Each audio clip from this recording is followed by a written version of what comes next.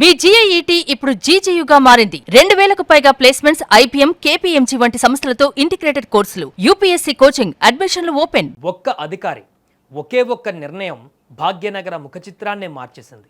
దశాబ్దాలుగా చెరువులను మింగేస్తూ, నాలాలను ఆక్రమిస్తూ, అమాయక ప్రజల జీవితాలతో చెలగాటమాడిన బడా కబ్జాదారుల గుండెలలో సింహ స్వప్నంగా మారిన పేరు ఏవి రంగనాథ్. ఇప్పుడు భాగ్యనగరం ఒక్కసారిగా ప్రశ్నిస్తోంది, రంగనాథ్ గారిని ఎందుకు తప్పించాలి?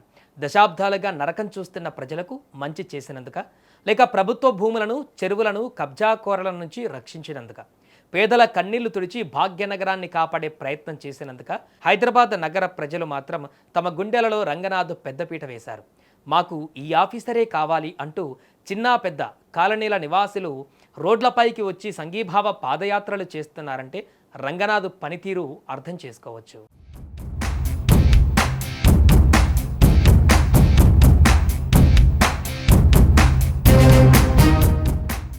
హైడ్రా అనే వ్యవస్థ ఏర్పడడానికి ముందు అనేక సంస్థలు ఉన్నాయి.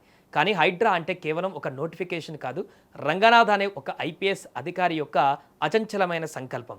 రంగనాథ్ బాధ్యతలు తీసుకునే వరకు కబ్జాదారులు చెరువులను నిలువునా మింగేస్తుంటే ఎవరూ ప్రశ్నించలేదు. కోట్లు పోసి నిర్మించిన అక్రమ కట్టడాలను తాకడానికి కూడా వ్యవస్థలు భయపడ్డాయి. కానీ రంగనాథ్ రంగంలోకి దిగాక పరిస్థితి మారిపోయింది. ఎంతటి బడాబాబులైనా, రాజకీయ అండదండలు ఉన్నవారైనా సరే చట్టవిరుద్ధంగా చెరువులను, నాలాలను ఆక్రమిస్తే జేసీబీలు దింపేవారు. మూసీ, హుసేన్ సాగర్, గండిపేట, దుర్గం చెరువు పరివాహక ప్రాంతాలలో ఎకరాల కొద్దీ విలువైన ప్రభుత్వ భూములను కబ్జాదారుల కోరల నుంచి విడిపించారు. రాబోయే భావితరాలకు తాగునీరు, స్వచ్ఛమైన పర్యావరణం అందాలంటే ఈ చెరువులు మిగలాలని ఆయన తప్పించారు. హైడ్రా అంటే కూల్చడమే కొంతమంది చూస్తున్నారు. మేము ఫ్యూచర్లో మా పిల్లల కోసం హైదరాబాద్ని ఎలా నిర్మిస్తున్నారో చూస్తున్నాం. కూల్చడం కాదు, ఎలా నిర్మిస్తున్నారో. ఇప్పుడు డబ్బులున్న వాళ్ళు గేటెడ్ కమ్యూనిటీలోకి వెళ్ళి ప్రశాంతంగా బతుకుతున్నారు.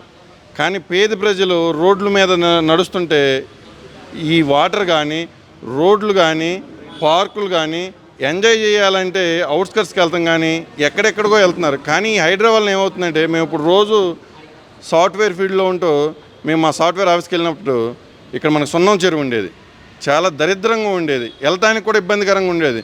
రేపు పొద్దున అది ఆల్మోస్ట్ కంప్లీట్ అయింది. మా పిల్లల్ని తీసుకెళ్ళి అక్కడ ఎంజాయ్ చేయొచ్చు. మాకు గేటెడ్ కమ్యూనిటీ అవసరం లేదు దానికోసం.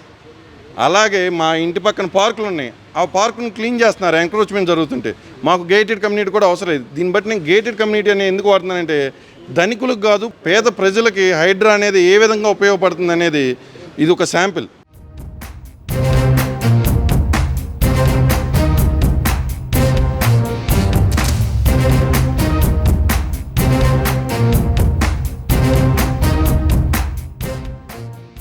ఈరోజు నగరవాసులు ఆయనకు ఎందుకు బ్రహ్మరథం పడుతున్నారో తెలుసుకోవాలంటే అమీర్పేట్, మైత్రివనం, శ్రీనివాస నగర్, వెస్ట్ కాలనీల నివాసితులను అడగాలి. దశాబ్దాలుగా చిన్న వర్షం పడితే చాలు ఈ ప్రాంతాలన్నీ జలమయమయ్యేవి.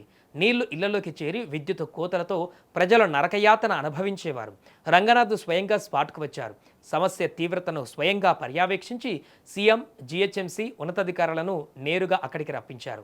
స్వర్ణ జయంతి కాంప్లెక్స్ ఎదుట ఉన్న నాలా పునరుద్ధరణ పనులను పరుగులు తీయించారు. దీని ఫలితంగా ఈ వర్షాకాలంలో ఆ కాలనీలు వరద భయం లేకుండా హాయిగా శ్వాస తీర్చుకోగలిగాయి. దశాబ్దాలుగా పరిష్కారం కాని సమస్యను కేవలం కొన్ని రోజుల్లో పరిష్కరించిన దక్షత ఆయనది. హైడ్రా కమిషనర్ రంగనాథ్ గారుని ఒక ఐపీఎస్ అధికారిగాను, లేదంటే ఒక హైడ్రా కమిషనర్ గాను కాకుండా భావితరాల నుంచి మన చెరువులను కాపాడే ఒక గొంతుకుగా మనం చిత్రీకరించాలి మన రంగనాథ్ గారిని. ఒకటి ఉంటుంది, కడుదీనులకు దీపమై, కఠినాత్ములకు శాపమై, నరరూప రాక్షసుల దక్షకుల భక్షకుల తలలు వంచే వజ్రాయుధమే హైడ్రా కమిషనర్ రంగనాథ్ గారు. ఆయన అంతే నిజాయితీగా పనిచేస్తున్నారు. ఇక్కడ భవంతులను కూల్చడం చూస్తున్నారు, కానీ ఆ బుల్డోజర్ ద్వారా ఆ బుల్డోజర్ సౌండ్ వినిపిస్తుంది వీళ్ళకి. కానీ భావితరాలకి మనకు వచ్చే ఆ నీళ్ల సౌండ్ని ఎవరు గమనించట్లేదు.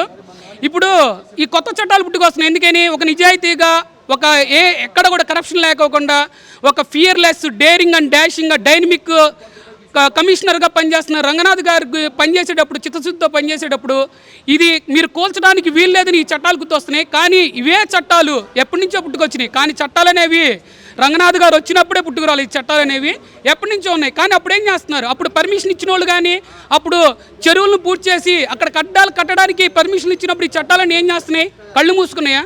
చట్టం కళ్ళు మూసుకొని ఉంటుంది, నోరు చెవులు అన్నీ మూసుకున్నాయా? లేవు కదా.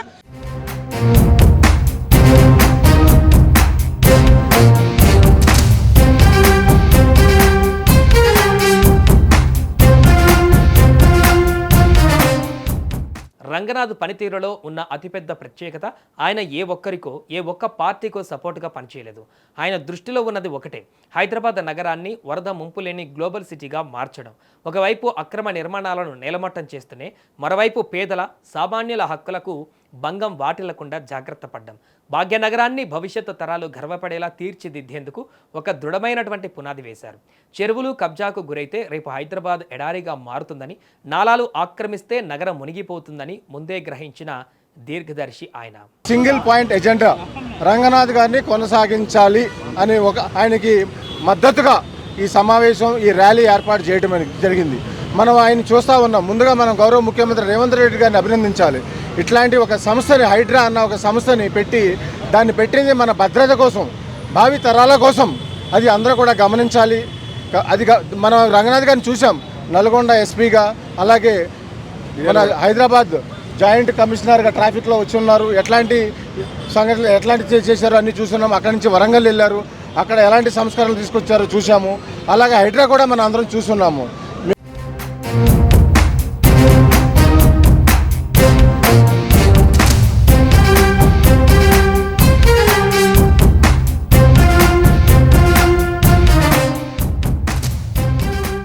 అందుకే ఇవాళ రంగనాథ్కి మద్దతుగా నగరంలో ప్రజా చైతన్యం పెళ్లివికింది.